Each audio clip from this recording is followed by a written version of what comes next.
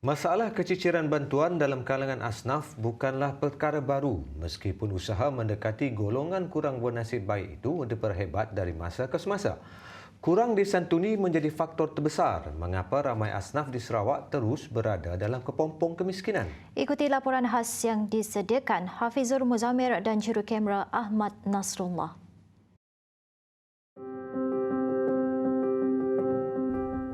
Meskipun bantuan dalam pelbagai bentuk disediakan Majlis Islam Sarawak melalui Tabung Baitumal Sarawak TBS, namun masalah keciciran bantuan seperti tiada penghujungnya. Rata-rata golongan asnaf yang ditemui mengakui tidak mengetahui kaedah dan saluran betul menyebabkan mereka terlepas daripada menerima bantuan. Kalau kita mohon bantuan dari segi bantuan mu'alaf lah kan, lebih-lebih lagi golongan kami yang kurang upaya ni seharusnya layak untuk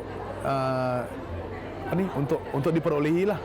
Sebabnya kalau nak kira tentang kemampuan, saya rasa golongan kami yang OKU, lagi-lagi seperti saya sendiri yang hanya bekerja sebagai seorang juru urut, pendapatan pun tak begitu, apa kata orang, tidak begitu, pendapatan yang tak berapa kekal lah kan.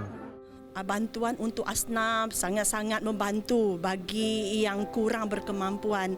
Walaupun orang rasa itu sedikit, tapi bagi yang betul-betul memerlukan itu adalah terlalu besar bagi mereka untuk mereka meneruskan menyambut perayaan ini.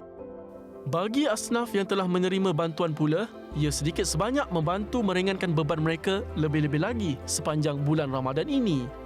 Alhamdulillah atas bantuan daripada Baitumal Ramadan lebih bermakna untuk kami dengan anak-anak tahun untuklah dapat membantu dalam Al-Bain, dapat membantu kami orang untuk dapatkan baju raya lah. Okay.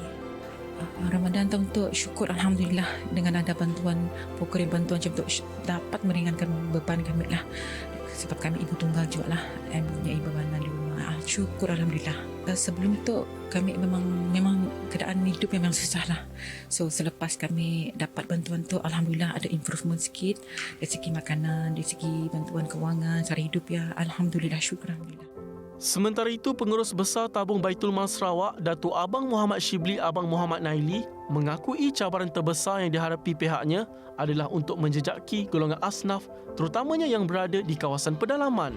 Sehubungan itu, beliau meminta agar masyarakat untuk lebih cakna dan membantu Tabung Baitul Mal Sarawak mengenal pasti golongan sasar itu bagi mengelakkan keciciran. Act jejak asnaf itu adalah satu kaedah untuk orang luar membantu kami. Karena manusia pada masa ini semuanya ada handphone. Dengan ada handphone, dalam apps tu dia gambar rumah orang miskin itu, dan daripada gambar itu dia ada soalan letak kita di situ.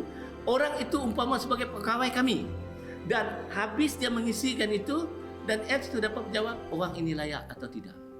Jadi itulah yang kita nak daripada masyarakat. Sebab Sarawak ni terlalu luas kalau kita nak bandingkan tanah Semenanjung. Menurutnya, pada tahun ini seramai 5,799 orang asnaf di seluruh Sarawak telah dikenal pasti untuk menerima bantuan daripada Tabung Baitul Mal Sarawak sempena Ramadan dan Hari Raya Aidilfitri dengan jumlah keseluruhan 1.4 juta ringgit. Katanya kutipan zakat fitrah yang dikutip pada bulan Ramadan ini juga memudahkan para asnaf menyambut Ramadan dan Aidilfitri. Dengan adanya kutipan fresh dalam tahun itu, yang boleh saya katakan zakat fitrah yang lagi segar tu, kami gunakan untuk diagih kepada para asnaf. Sebab itulah saya menyatakan tadi, program yang saya nyatakan tadi untuk membantu para penerima sara hidup ni. Penerima sara hidup ini adalah fukara, iaitu hardcore poor. Memang masakin tu ada kurang sedikit lah, tapi yang hardcore poor tu mereka perlu. Jadi wang tersebutlah, kadang kami menggunakan wang kami dahulu yang ada untuk kami agihkan kepada mereka, dan duit itu akan menampung balik peruntukan yang ada tadi.